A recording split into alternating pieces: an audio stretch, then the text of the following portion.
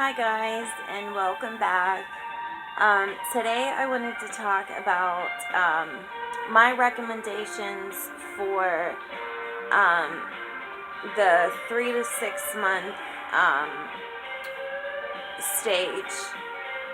Um, these are just like recommendations. Um, some of the stuff like didn't necessarily work for Amaya, but they worked for my 13-year-old Imani. So every baby's different, and I guess take what you can from it, and then you know, your baby, so you'll know if these products will help. Okay, so first we're gonna start with teething, because around 3 months, babies start to drool a lot, and it's not always teething. So for the drooling, I definitely recommend these bandana bibs. I think for drool, for all day use, these are better than just the regular bibs, because of the way they they go right under their little chin, so the drool doesn't get all over the shirt, and then they're soaking wet, and then you have to change them, and if you don't change them, they get a little rash right there. So these are definitely great for drool. I wish they had them when my 13-year-old was a baby, but they did not. And as far as teething products,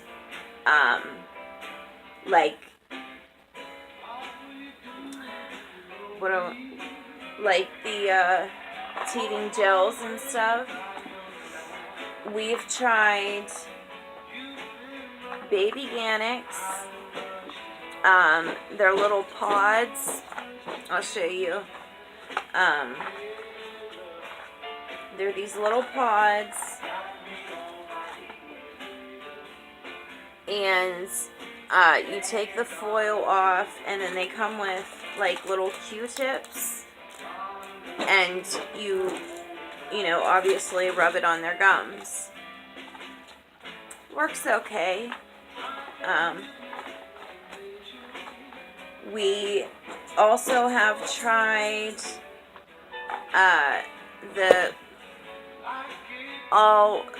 I think it's all natural, Newbie, and I love the Newbie brand. I really do. I love the Newbie bottles. I think they're adorable, and but this worked again okay. I didn't think it was anything fantastic. And then I find, hi sweetheart.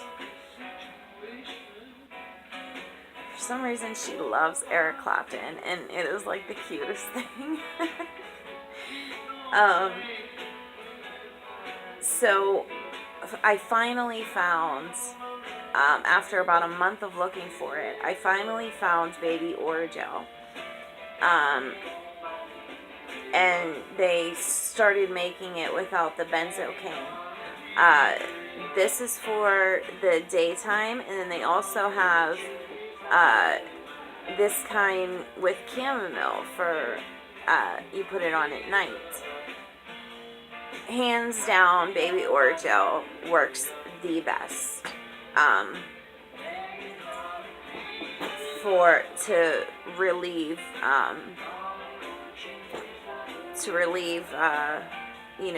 the pain.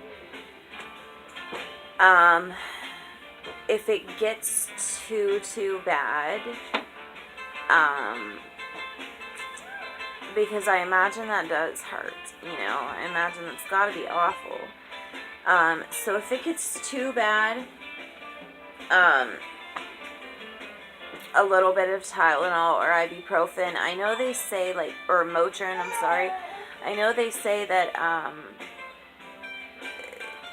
Motrin is better for them than Tylenol. I'm not exactly sure why. I haven't really read up on that. But, you know, you guys can, like, do your own, you know, research on that. So as far as toys for teething,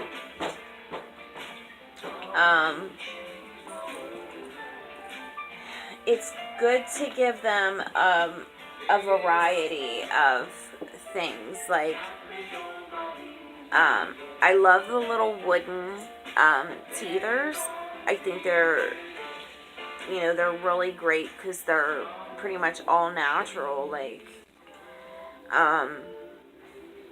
and she likes them, but, like, she, you know, she doesn't want to chew on it all the time. Like, she wants something different. So then, like, she'll chew on, like, this, or we have the raspberry teether that looks like a pacifier, or the banana one that I've shown in other videos. She has the other wooden ones. So, I mean, they're going to chew on anything you give them, really, but it's just good to have a variety of different teethers. Okay, let's see. I think that's pretty much it for teething. Now, oh, I also wanted to mention, come here, sweetheart. Come here. Are you being lazy like you don't know how to roll over? Come on. Say hi to everybody. Look how cute she looks. This was actually my sweater when I was a baby. I thought that was so sweet. Like, my mom saved some of our clothes, mine and my sister's. My 13-year-old wore some of our stuff too. But yeah, that was my sweater, a little poodle. I think it's a poodle, ain't it? Yeah, a little poodle on there. So cute. Did you go poop? No. No, you didn't. Well, don't choke yourself. Here, you want it? Here, baby. You want that? Turn your octopus? Okay. Oh. A washcloth. If you take a washcloth and, run it under cold water, get it wet, and put it in the refrigerator for 15-20 minutes. My 13-year-old loved that when she was teething. She doesn't like it though. I don't know what it is. Maybe she doesn't like to hold the cold wash rag, but Amani did. She loved it. So that's another suggestion that, you know, your baby may or may not like. Okay, so that, I think that's it for teething. A baby gym. I think this is important to have really since birth. And I think it's good to have a colorful one. I notice, like, some parents, it's like they only want their children's, their babies' toys and stuff to match, like, their home decor and stuff like that. And they'll get these really plain baby gyms, and it's good for the baby to look at bright colors and busy things, you know, like busy patterns and stuff like that. It is good for their development. So you could get one at Walmart for like $25. You get them online, of course. But she is, she'll be 8 months old on the 23rd, and she still likes her baby gym. Like, she could crawl everywhere now, but if I set out her baby gym, she pretty much stays, like, right on it, right near it. She loves her baby gym. You be careful, sweetheart, okay? You can't have mommy's notebook or pen. A mirror. I think it's... Oh. Uh-oh. I think it's good for them to have a mirror, because around 4 or 5 months they start noticing themselves in a mirror. So actually the baby gym that I got for Amaya came with a little mirror. It velcros onto the one side. Okay, honey, here. You're gonna get stuck in here. Come over here. There we go. Okay. But yeah, it's like not real glass or anything, you know, it's like plastic. So, but she could still see herself in that, and she likes that. So that's a good thing to have for them. Other kind of toys. This around 4 or 5 months, this is like the best toy you could get them, because I don't mean to speak so general, like every baby's gonna like it, you know, but they're just learning to grab, you know, to use their little fingers and stuff, and this makes it so easy for them to grab something, because like she'll just, you know, go like that, and her fingers go in the holes, so she can grab it so easy. They can't chew on it as easily, but they can pick it up, and she loves it. I mean, she could chuck this thing too. She's got an arm on her. Little things like keys are good for them. They can hold them pretty good, and they can shake it. You know, it makes noise. They're colorful. Again, I think it's very important for babies to have colorful toys. I really do. And I think it's selfish of parents to like, you know, it's just not about you anymore. And, you know, if your house has to kind of be not matching for a couple years there, like, what is that really hurting you? Like, I don't know. Just a little rant. Sorry. Spoons. Now, if you're going to introduce solids, I started feeding her cereal actually in the bottle at like 2 months old. Maybe a month old. I'll have to check. But I put it in the bottle. I started feeding it to her off the spoon at 3 months. And at 4 months I introduced solids. You know, the baby food. These spoons, this is Munchkin brand. In my opinion, these are the best spoons to start out with, because they're flat, like they just have just the tiniest little dip in them. They're flat, and they're a lot easier to get into baby's mouth, especially because they don't know how to eat yet, you know, outside of sucking their bottle. They don't know how to open their mouth for a spoon to go in. You understand what I'm saying? So, in my opinion, these are the best ones to start out with.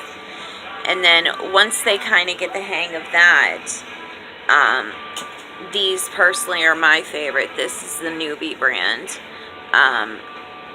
They're just, the way they're shaped, and they're also, like, if you heat up the baby's food, it'll turn white to let you know that it's too hot. So that's a pretty cool feature, like, especially if you use a microwave. I don't own a microwave. I try to cut back on as much chemicals as possible, which I'll make a video about that, because that's a whole video in itself, in of itself. But yeah, but especially if you use a microwave, you know, the food kind of gets hot spots, and you might think, like, just by, you know, dipping your finger and tasting it, that it's okay, but, you know, there may be hot spots. So that's a good feature with these spoons, and the way they fit their mouth is perfect. Now, any kind of, like, extra saucer, walker, jumperoo, something like that, I believe this is a good time, you know, 3 months, 4 months, to introduce them to that. Let them start building up their leg muscles. If they're too small for it, like she was, what I would do is just wrap a blanket on the inside, like around her, so it held her up, you know, and she would do really well in it. She enjoyed it.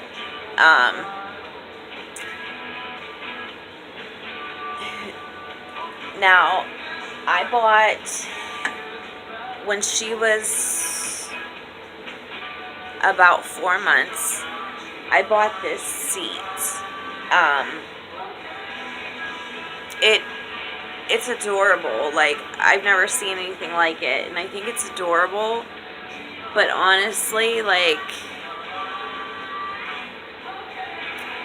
for Amaya, it didn't work that well. It didn't, like, it's supposed to help them learn to sit up, you know? And I don't know. I think it should be tighter. Like, there should be more stuffing. So it's not very, like, secure, I want to say. Like, she'll fall to the side. She would fall to the side.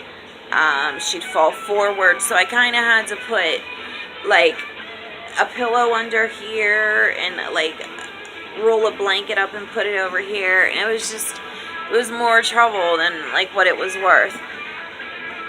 The way, like, in my opinion, the easiest thing to do is take the boppy and,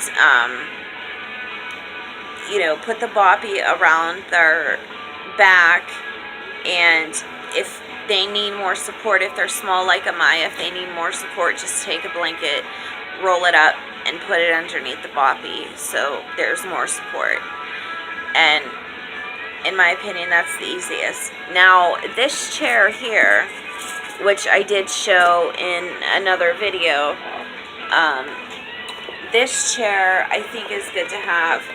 This came with, like, a tray that goes all the way around it, and it has toys, and then the other side of the tray is plain, so, like, they could sit there and eat, which will come in handy when she could pick up her own, like, little Cheerios and stuff. But even now, like, because she doesn't really care for the high chair right now, so, like, if I'm doing dishes or cooking dinner, I will set this on the countertop and set her in it, and, like, give her a wooden spoon or something to play with, you know, like a cooking spoon, and she's fine. So that's a good chair definitely. I definitely recommend that. And then also, 5-6 months is a good time to introduce a sippy cup. I chose not to, just because, like, I'm not ready for it. I'm not ready for her to be on a sippy cup. And that's okay. Like, I don't have to be, I don't have to be ready for it, you know? I've waited so long for this baby, and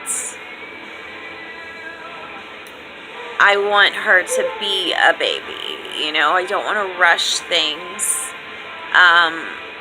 So, you know, I did introduce the sippy cup with Amani at 6 months, and she did great. She was off a bottle at 10 months old. Like, I'm actually going to do a video about that, like, too. Like, the difference between a baby in my 20s and a baby in my 30s. But I think that's about it, guys. Least that I can think of. I hope this helped somebody out there. I think it's a pretty practical approach rather than these extravagant, essential, you know, baby essential videos that are out there. Like,